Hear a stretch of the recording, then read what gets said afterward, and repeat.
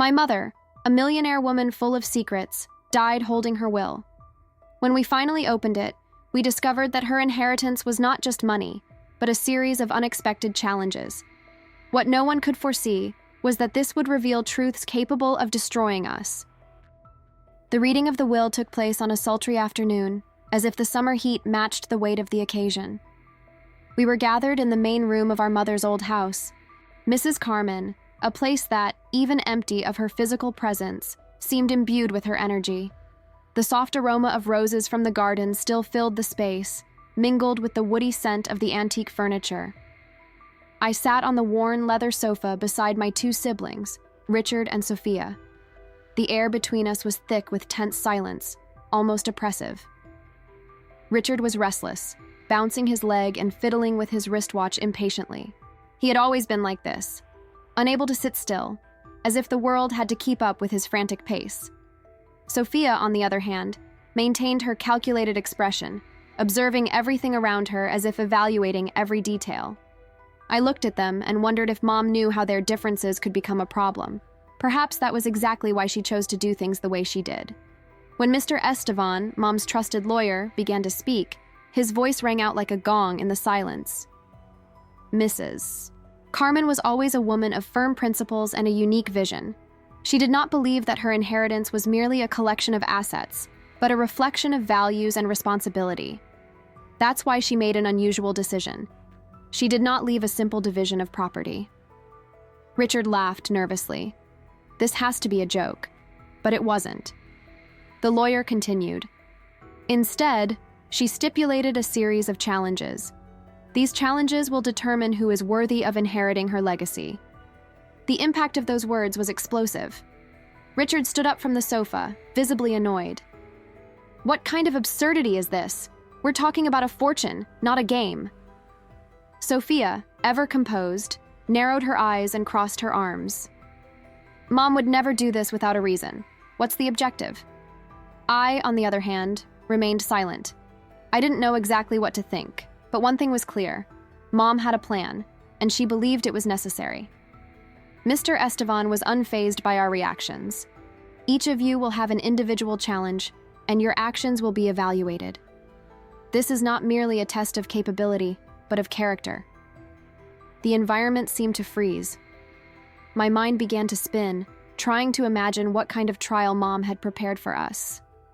I knew she was a woman of great lessons and that nothing she did was by chance. But looking at Richard and Sophia, I couldn't help but feel a tightening in my heart. Mom wanted to unite us, but I feared this could push us further apart. The first challenge came 3 days after the reading of the will, delivered by Mr. Estevan himself. Each envelope was sealed and marked with our name, as if it held a secret Mom wanted us to discover on our own. I sat on the porch of our house to open mine while the morning sun still illuminated the horizon. Inside the envelope was a handwritten letter in Mom's impeccable handwriting. Help someone in need without revealing your purpose. Do this from the heart and document it as you can. This will be the first step to understanding what it means to care for something greater than yourself. Simple, direct, profound. As I read, my mind was filled with memories of her. Mom always said that character was built in small actions, away from the eyes of others. She always believed in the power of selfless gestures. I knew this challenge was not just a test, but a lesson. Richard and Sophia, however, seemed to have understood everything differently. That night, we met at Sophia's house for an informal dinner, or at least that's what it was supposed to be. Richard, with his arrogant demeanor, was the first to bring up the challenge. So, are we going to pretend we don't know this is a competition? He said, laughing as he swirled a glass of wine in his hands. I don't know about you guys, but I already have my plan. It's going to be big, something that will impress. Sophia shot him an intrigued glance. Impress whom? Mom? She's gone. This is about fulfilling what she asked, not about publicity. And you think Mr. Estevan won't evaluate the impact? Richard shot back with a cynical smile. You're so naive. I sat in silence, watching the two of them argue. I knew Richard's focus was on looking good, not doing good. And Sophia, while more discreet, wasn't far from that either. The next day, I found out that Richard had organized a fundraising event at a local orphanage. but something felt off about it all. The event featured professional photographers, a rehearsed speech, and even a selective guest list. It didn't feel like charity. It felt like a carefully planned spectacle to impress. Sophia, on her part, went to a children's hospital and spent the afternoon taking photos with the kids and handing out toys. I wasn't quite sure what to think. It seemed sincere, but there was something forced about the way everything was documented. Meanwhile, my own challenge unfolded quite differently. That same day, while walking through the neighborhood where we grew up, I saw an elderly man trying to fix the fence of his house. He looked exhausted, with trembling hands and a weary expression. Without hesitation, I offered to help. "No need, young lady, I'll manage," he said, embarrassed. "Please let me help. It'll be quicker with 2 people. We spent hours working on it." It was tiring, dirty, and far more complicated than I imagined. But in the end, the smile of gratitude on the man's face was worth every drop of sweat. I took a few photos of the finished fence with my phone as a record, but nothing more. It wasn't about showing what I did, but about doing something meaningful. When I presented my account to Mr. Estevan, he gave me an enigmatic look, as if he were assessing something I couldn't quite understand. I didn't know yet, but Mom, ever prudent, had left hidden cameras to monitor our actions. A few days later, the truth came to light. During a meeting in his office, Mr. Estevan revealed the contents of the recordings. The footage of Richard negotiating with the orphanage administrator to stage an event, and the photos of Sophia posing strategically next to the children made it clear that both had cheated. Their humiliation was palpable. Richard tried to justify himself. The outcome was the same. The kids were helped, weren't they? Sophia remained silent, but the frustration in her eyes said it all. For me, it was devastating. I had hoped that somehow this challenge would bring us closer together, but it seemed to only expose our worst flaws. It was then that Mr. Estevan made an unexpected announcement. Mrs. Carmen made it clear that dishonesty would result in automatic disinheritance. But she also believed in redemption. A heavy rain lashed the ground when we gathered at the location designated by Mr. Estevan, a small rural community devastated by a recent flood. The scene was desolate. Entire houses destroyed, mud everywhere, and families trying to salvage what little was left of their lives. The challenge was clear: rebuild 3 houses in 2 weeks, working together as a team. We couldn't hire professionals or use money to make the process easier. Every choice, every brick laid, would be our responsibility. You will have a second chance, but this time, together. The idea of working as a team seemed impossible, but something inside me knew it was what Mom wanted. For the first time, I took the lead and said, "I accept the challenge, as long as they do too." Richard and Sophia hesitated, but in the end, they agreed.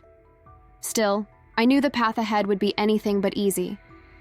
The second challenge arrived with the weight of a storm, literally. Moreover, Mr. Estevan and Fabio, Mom's friend, would be watching us the whole time.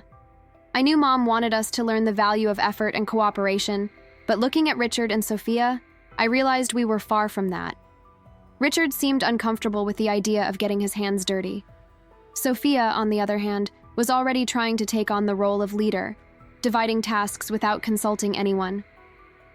"Someone needs to organize this," she justified, seeing Richard's irritated expression.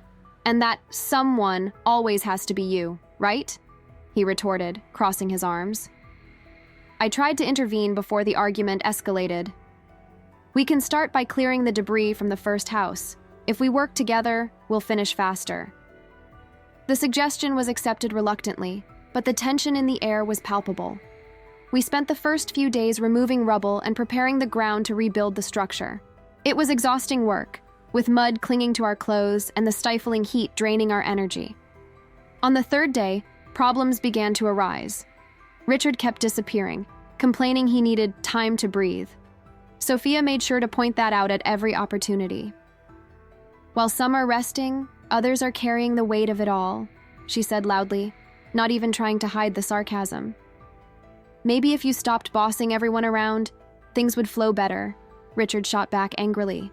Their arguments made the work even harder. I tried to keep my focus, but the atmosphere was suffocating.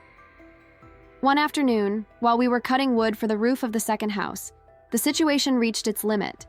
Frustrated by his inability to use the saw correctly, Richard threw the tool on the ground and shouted, "This is ridiculous! I'm not a mason, I'm not a carpenter, and I'm not going to pretend I am." Before I could respond, Sophia exploded. "Then why are you here? Mom doesn't need lazy heirs." "And you think she needs someone who only knows how to control and manipulate?" He shot back. Those words were a blow. Sophia fell silent for a moment, but her eyes burned with anger. "Manipulate? At least I'm trying to make this work, unlike you, who just complains and messes things up." I stepped between them, trying to calm them down. "Enough! This isn't about you two. It's about the people who are waiting for a place to live. Do you really want to fail Mom?" Mentioning Mom made them step back, but the tension remained thick in the air. That night, we had an unexpected moment. A woman from the community, Mrs. Zelia, invited us to dinner in her makeshift home. She told us how she had lost everything in the flood, yet still found reasons to be grateful. Her resilience touched us deeply, and something changed in Richard and Sophia. "The people here have so little, but they're still smiling," Sophia commented later, gazing at the starry sky. "Maybe because they know what really matters," Richard replied, surprising us with his sincerity. From that moment on, we began to work differently. Richard made an effort to help with the construction, even making mistakes. Sophia, while still demanding, learned to listen to our opinions before making decisions. I, for my part, allowed myself to believe that maybe it was possible to overcome our differences. However, not everything was resolved. On the penultimate day, an anonymous letter was delivered to Mr. Estevan, accusing Sophia of embezzling money from one of Mom's social projects in the past. The revelation hit like a bomb. "That's a lie!" Sophia exclaimed, outraged. But Fabio's silence, which seemed to suggest he knew something, cast doubts on her innocence. Richard took the opportunity to attack her. "I knew something was off. You always thought you were so perfect, but look at this. I didn't know who to believe." Sophia seemed genuinely hurt, but the weight of the accusations was undeniable. On the last day, Sophia came to me. We were finishing the roof of the third house when she confessed, with tears in her eyes, that she had embezzled money in the past, but for a noble reason: to help a friend in financial distress. "I regret it every day," she said, her voice breaking. "But I never had the courage to tell Mom." Her vulnerability touched me. For the first time, I saw my sister in a different light, not as the controlling, calculating woman, but as someone who, like me, carried her own pain and regrets. When the challenge ended, Fabio and Mr. Estevan gathered us to evaluate the results. Despite the conflicts and failures, they recognized that we had taken an important step. We had begun to see each other as people, not just rivals. But before we could breathe a sigh of relief, Mr. Estevan handed us an envelope with the words, "Final test." The envelope Mr. Estevan handed over was smaller than the others, but it seemed to carry the weight of a definitive decision. Inside, there was only a message. "The true inheritance is not what I leave behind, but what you decide to build together. To be worthy of it, you must confront the truth about me and about yourselves." The instruction was clear. We had to go to the old family farm, where Mom kept her diaries and most intimate confidences. That would be the location of the final challenge. The journey there was filled with a heavy silence. The farm, with its vast fields and the swing hanging from the fig tree, seemed to have stopped in time. It was a place full of memories, but also a strange sense of farewell. In the main room, we found a table with 3 chairs arranged in a circle. On the table, there was a wooden box with a lock. Mr. Estevan handed us a single key. "Everything you need to know is here," he said enigmatically before leaving. With trembling hands, I opened the box. Inside, there was a collection of letters, documents, and a small recorder. Sophia pressed the play button, and Mom's voice filled the room. "My children, if you've made it this far, it means you've faced the challenges I set for you. I'm proud of you, but now you need to know the truth." The following words hit me like a blow. Mom revealed that Richard and Sophia were not her biological children. They had both been adopted as babies, but she had never found the courage to tell them, fearing it might make them feel less loved. "You have always been my children in my heart," the recording said, but I know you may have sensed differences in my gestures or choices. It wasn't a lack of love, but my inability to overcome the fear that this truth might separate you from me. I hope you understand now that what binds us is not blood, but the love and values I shared with you. The silence that followed was overwhelming. Richard seemed in shock, his mouth opening and closing as if trying to say something he couldn't. Sophia, always so composed, abruptly stood up and left the room with quick steps. I remained there, trying to process everything.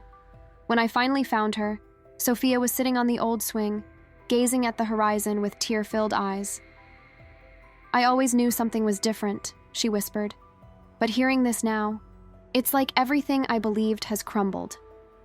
I sat down beside her and held her hand. It doesn't change who you are. You were the daughter she chose.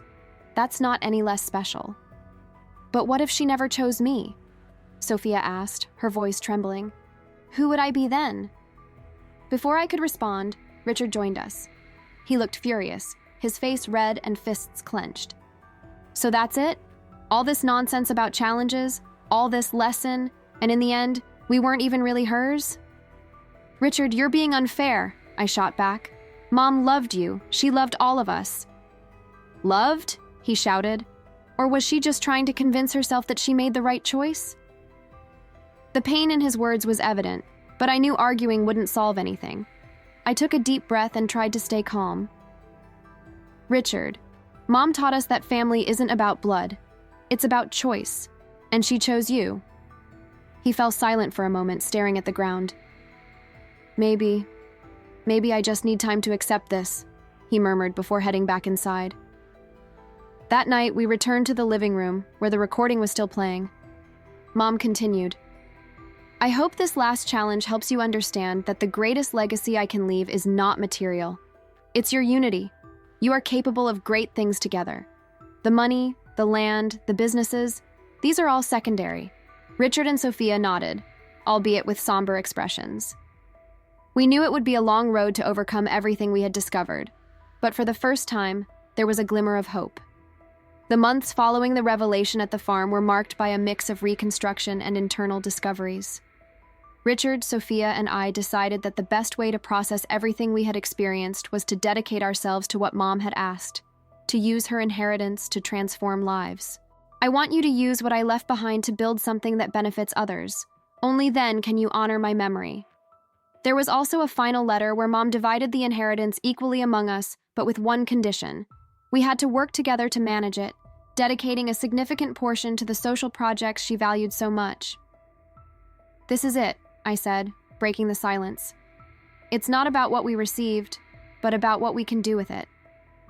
Our first project was renovating a school in an underprivileged neighborhood. It was an obvious choice, as Mom had supported that community during her life. We met several times to plan the details, and as expected, old tensions arose. Sophia wanted to centralize decisions, while Richard insisted on ways to get things done quickly and efficiently. We can't just paint the walls and put in new chairs, Sophia argued in a meeting. We need to invest in teachers and educational materials. That's going to take too long, Richard retorted, rolling his eyes. These kids need results now. As they argued, I remembered something Mom used to say. The foundation of everything is dialogue. If you can't talk, how are you going to build? I took a deep breath and finally spoke up. Let's focus on what Mom wanted, doing what's best for these kids. Sophia, your plan is excellent, but Richard is right about the urgency. We can do both. They looked at each other, a bit reluctant but agreed. That was the first sign that we were learning to work together. The days on the construction site brought practical challenges, but also unexpected moments of unity. One day, while painting one of the classrooms, Richard made a joke about how terrible he was at manual labor. It was so absurd and clumsy that we all ended up laughing until our bellies hurt. It was the first time in a long while that we felt something close to lightness. Sophia, who always maintained her serious demeanor, began to open up. One afternoon, while we were resting, she talked about her childhood and the fear of never being enough. I thought that if I wasn't perfect, Mom might regret adopting me. So I spent my life trying to be the ideal daughter. Richard, who rarely showed empathy, responded unexpectedly. I think I always felt the same way, except in my case, I tried to compensate with ambition. as if money and success were enough to prove my worth. I listened in silence, absorbing the depth of their confessions. For the first time, it felt like we were seeing each other for who we really were, not the masks we wore. When the renovation was completed, we organized a reopening ceremony. The children and their families welcomed us with smiles that lit up the room. As we walked through the freshly painted hallways, I felt a pride I had never experienced before. In the opening speech, Sophia spoke with a choked voice. Our mom always believed that the greatest wealth lies in what we leave for others. This is just the beginning of what we want to build in her memory. Richard, who always avoided speaking in public, concluded, "Working here made me realize that Mom's true legacy isn't in money, but in the lessons she taught us. I hope we can continue to honor that." I didn't say anything, but my eyes filled with tears as I watched the kids running through the halls. Mom would be proud. A year later, we gathered again at the farm for Mom's birthday. It was the first time we had returned since the revelation, but this time, the weight felt lighter. We planted a tree next to the fig tree, symbolizing our commitment to her legacy. As we looked at the new sapling, Richard broke the silence. Mom gave us much more than material possessions. She gave us a second chance. Sophia nodded, holding my hand and his. And now it's up to us to do something meaningful with that. For the first time, I felt like we were a family again. Not by blood, but by the bonds we chose to rebuild.